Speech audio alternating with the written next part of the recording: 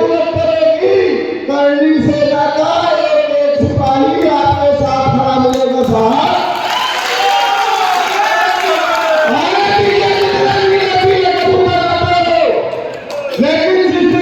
वो आए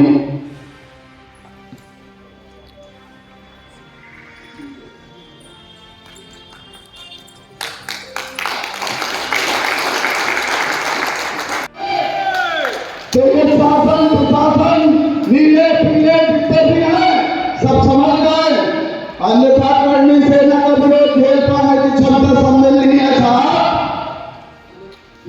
सबसे पहले मैं डॉक्टर पंकज श्रीवास्तव जी को बुलाऊंगा जो एडिशनल डायरेक्टर उच्च शिक्षा से सेवानिवृत्त हुए हैं। आइए मैडम। सम्मानित मंच, बहुत कम शब्दों में बोलते हुए जो कि सफेद शेरों से जाना जाता है, उस सफेद नगरी शेरों की नगरी में हमारे बिंद के दो शेर यहाँ पर पधारे हैं। आप सभी को मैं बताते हुए बहुत ही गर्व महसूस कर रही हूँ कि यहाँ पर बैठे हुए बहुत कम लोग जानते होंगे कि हमारे आदरणीय अनिल जी का इन शब्दों से कितना स्वागत किया जाए, बहुत ही कम शब्द आपके तारीफ के लिए होंगे। आज यहाँ पर जितने मंचस्वीन हैं मैं उनका सबका स्वागत वंदन अभिनंदन करती हूँ। और आइए जय हिंद, जय भारत, जय श्री राम। इसलिए आप लोगों को ये जानकारी नहीं हुई और मैं सशस्त्र पार्टी का तहे दिल से स्वागत वंदन करती हूँ। उन्होंने जिंदगी धरा पे दूसरी बार आपको पुनः निमंत्रण दिया और यहाँ पर आपको बुलाया। मैं मुख्यमंत्री जी का तहे दिल से स्वागत करती हूँ। आज जैसे युवा पीढ़ियों के लिए गुलाबों का दिन है, अरे आपके लिए क्या गेंदा क्या सूर्यमुखी। इस बात को हम नजरअंदाज न करें और ये बात हम रखें। देखिए अगले वक्ता के रूप में मैं जैसा कि विदित है विषय से सामाजिक समरसता और सद्भाव इस देश की स्थापना करना, इस देश में स्थापना करना ताकि देश वाकई में विकसित हो। देश में समरसता और सद्भावना जब तक नहीं होगी देश विकसित नहीं हो सकता। ये यूजीसी कानून बनाया गया है, इसके विरोध में भी कई अनुभव हुए। अभी तक जितने कानून सवर्णों के विरुद्ध बनाए गए वो इस समरसता को खत्म करते हैं, इस समरसता का समूल नाश करते हैं और वो 51 से ही चल रहा है, जब से ये संविधान लागू हुआ उसके तुरंत बाद से। सवर्णों को एकजुट करने के लिए क्या कुछ कहना चाहेंगे आप?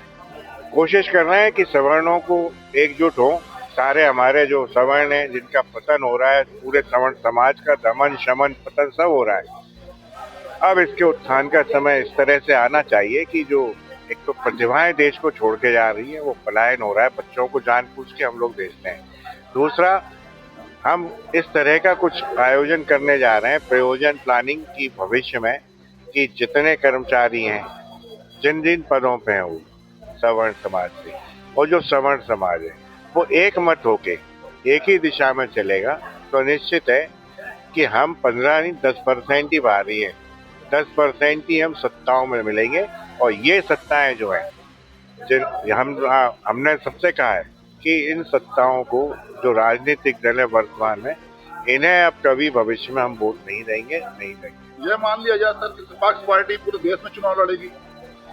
सपाक्स भी हो सकती है लेकिन भविष्य में हम सब लोग मिलके एक सपाक्स का नवनिर्माण करेंगे, उसी को आगे बढ़ाएंगे। लेकिन उसका नवनिर्माण ऐसा होगा कि उसमें कर्मचारी नहीं सभी सवर्ण समाहित होंगे, तो उसको हम आगे बढ़ाएंगे और उसी को हम आगे ले जाके अपने प्रतिनिधि चुन के विधायक और पार्लियामेंट में। अगर यूजीसी कानून वापस नहीं हुआ तो क्या स्थितियां निर्मित हो सकती है देश में? निश्चित है कि सरकार तो चाहती है और जो सत्ता है वो उनकी चाहत है कि देश को गृह युद्ध के किनारे तक तो ले आए, लेकिन अभी बचा हुआ है। अगर सुप्रीम कोर्ट ने नहीं बचाया, अगर सुप्रीम कोर्ट ने इस कानून को खत्म नहीं किया तो निश्चित मान लेना कि देश गृह युद्ध की स्थिति से ही गुजरेगा जिसकी दोषी वर्तमान सरकार हो।